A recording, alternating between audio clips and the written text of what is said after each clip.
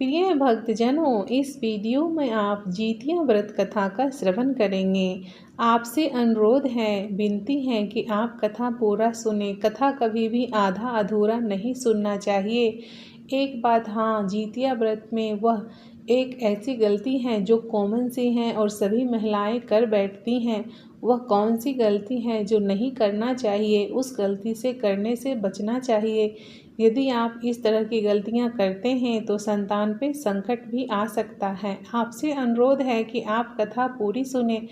कथा कभी आधी अधूरी नहीं सुननी चाहिए और वीडियो के अंत में मैं आपको बताऊंगी कि वह कौन सी गलतियां हैं जो किसी भी महिलाओं को नहीं करना चाहिए।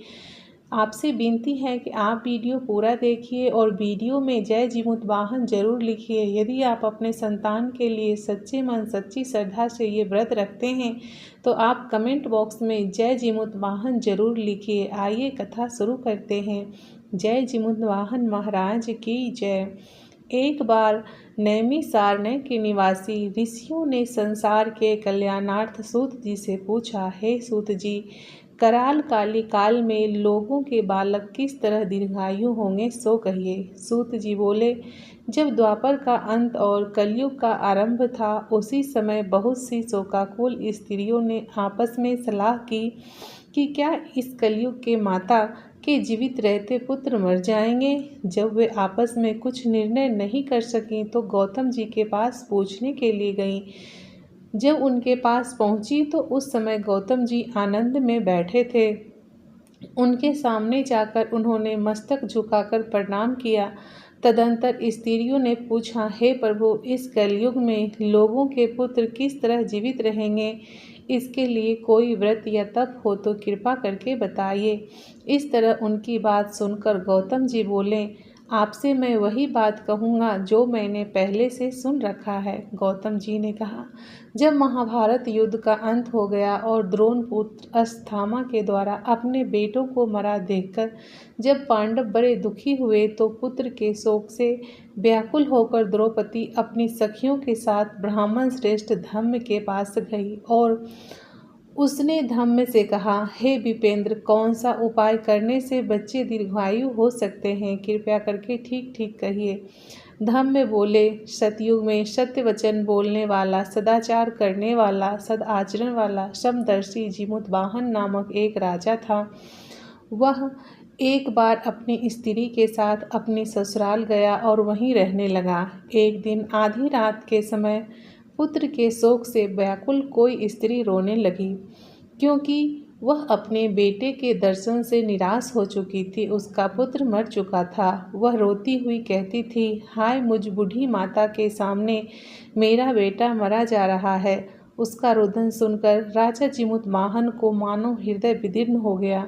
वह तत्काल उस स्त्री के पास गए और उनसे पूछा, आपका बेटा कैसे मरा है। बूढ़ी ने कहा, गरुड़ प्रतिदिन आकर मेरे लड़के को खा जाता है। इस पर दयालु राजा ने कहा, माता, अब तुम मत रो, आनंद से बैठो, मैं तुम्हारे बच्चे को बचाने का यत्न करता हूँ। ऐसा कहकर राजा उस स्थान पर गया जहाँ गरुड़ आकर प्रतिदिन मांस खाया करता था। उसी समय पर गरुड़ भी उस पर टूट पड़ा और मांस खाने लगा। जब अतिशय तेजस्वी गरुड़ ने राजा को बायां अंग खिला दिया और झट से उन्होंने दायां अंग आगे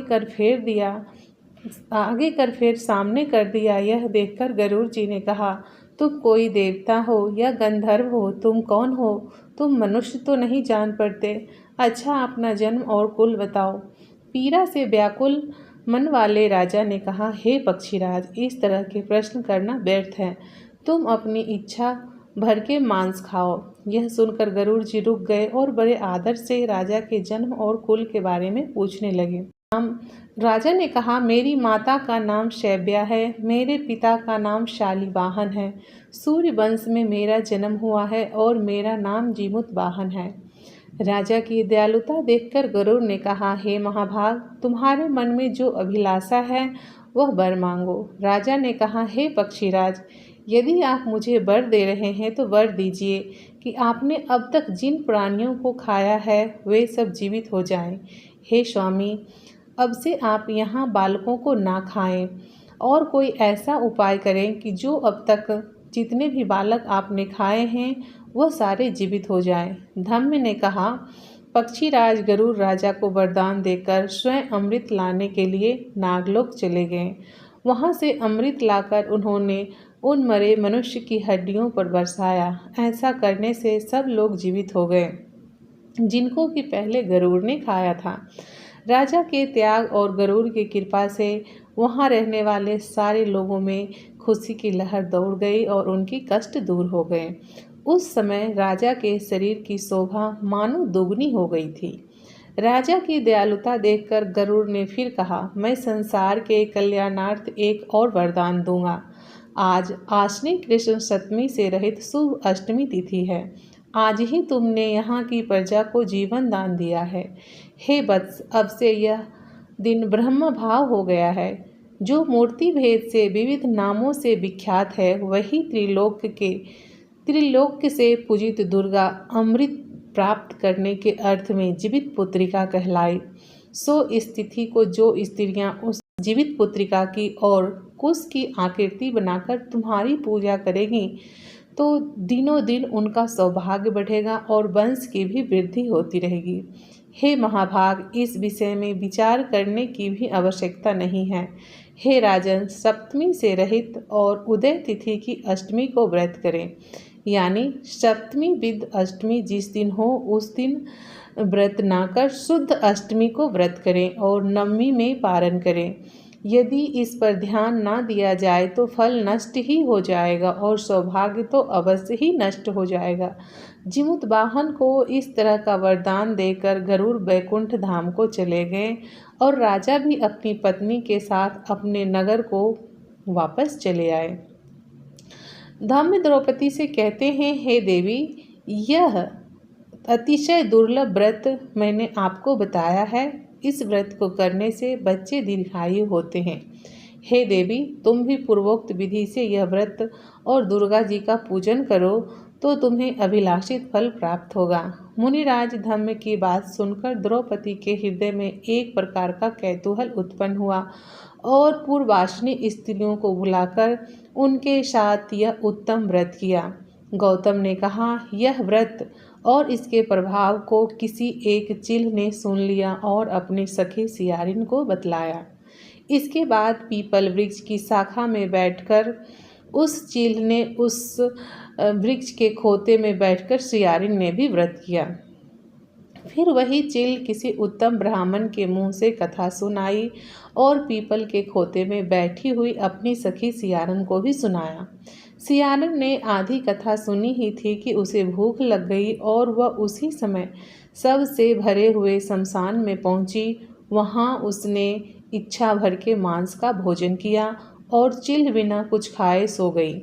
जब सवेरा हुआ तो वह गौशाला गई और वहां जाकर दूध पिया। इस तरह नम्मी को उसने पारण किया और कुछ दिनों के बाद वह दोनों मर गए और अयोध्या में किसी धनी व्यापारी के घर जन्मी। संयोग से उन दोनों का जन्म एक ही घर में हुआ, जिसमें सियारिन ज्येष्ठ हुई और चिल्ह छोटी बहन। वे दोनों शुभ लक्षणों से युक्त थी, इसलिए बड़ी लड़की काशीराज और छोटी लड़की उनकी मंत्री के साथ गारेपात अग्नि के सामने विधि पूर्वक उनका ब्याह किया गया। पूर्व जन्म के कर्म फल से वह मृगनयनी रानी हुई। जिस किसी भी संतान को उत्पन्न करती वह मर जाते थे और पूर्व जन्म की बातों को स्मरण करने वाले मंत्री की पत्नी ने अष्ट वस्तुओं से सुदृढ़ तेजस्वी 8 बेटे उत्पन्न किए और सभी जीवित रह गए। अपनी बहन के पुत्रों को जीवित देखकर ईर्ष्यावश राजपत्नी ने अपनी स्वामी से कहा, यदि तुम मुझे जीवित रखना चाहते हो तो इस मंत्री के सभी पुत्रों को उसी जगह भेजवा दो जहाँ मेरे बेटे गए हैं, अर्थात इन्हें मार डालो।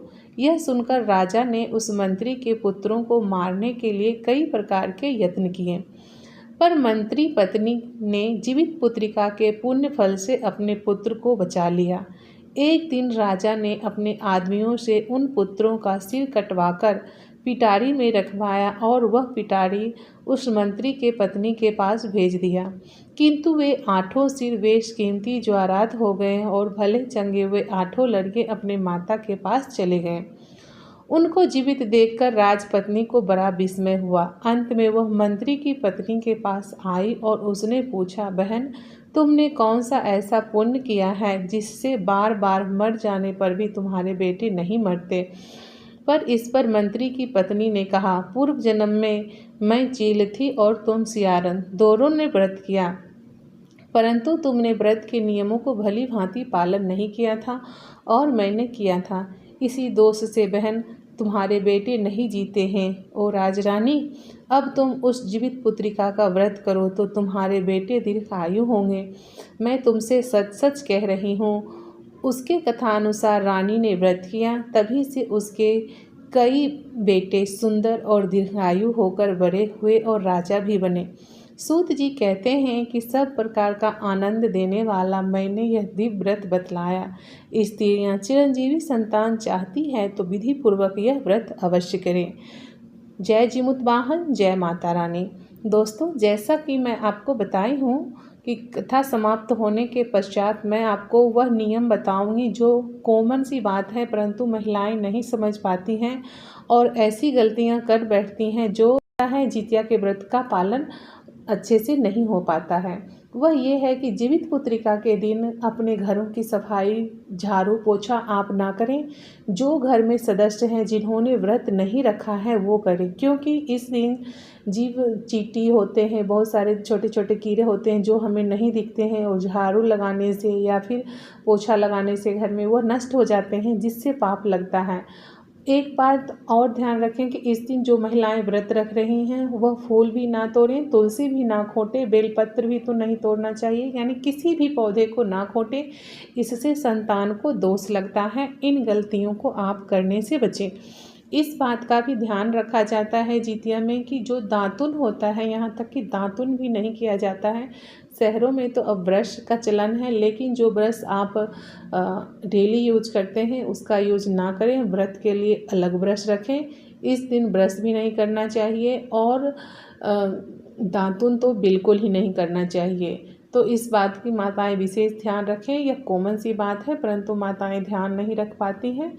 अगर झाड़ू पोछा करने के लिए घर में कोई अन्य सदस्य नहीं है, जो व्रत कर रही हैं महिलाएं, उनके अलावा और कोई सदस्य नहीं है, तो एक दिन पहले ही आप झाड़ू पोछा, झाड़ू तो लग ही सकता है उस दिन, पोछा कर लें, जिससे व्रत के दिन आपको पोछा ना लगाना पड़े। झाड़ू के लिए तो कोई बच्चा भी लगा ही लेगा झाड़ू, इस बात का आप विशेष ध्यान रखें। 10-12 साल का लड़का अगर होगा, लड़की होगी तो लगा ही लेंगे, तो इस बात का आप विशेष ध्यान रखें। उम्मीद करती हूँ दोस्तों आपको वीडियो पसंद आई होगी। यदि वीडियो पसंद आए तो मैं आपसे एक बार फिर प्रार्थना करती हूँ कि आप कमेंट बॉक्स में जय जीमुत वाहन ज़रूर लिखें। कथा आपको कैसा लगा आप कमेंट बॉक्स में ज़रूर बताना। धन्यवाद। राधे राधे। जय माता रानी। जय जीमुत वाहन।